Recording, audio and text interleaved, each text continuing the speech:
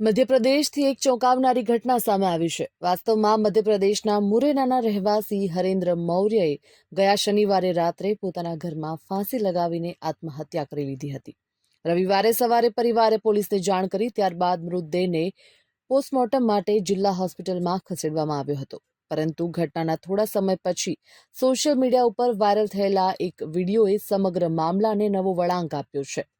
હકીકતમાં વાયરલ વિડીયોમાં શહેરની ગાંધી કોલોનીમાં રહેતા હરેન્દ્ર મૌર્યને તેમની પત્ની અને પુત્રીઓ દ્વારા લાકડીઓથી નિર્દયતાથી મારવામાં આવતો જોવા મળે છે. હરેન્દ્ર મૌર્ય પલંગ ઉપર સૂતેલા દેખાય છે, જ્યાં તેમની પત્ની અને તેમના પગ પકડીને બેઠી છે.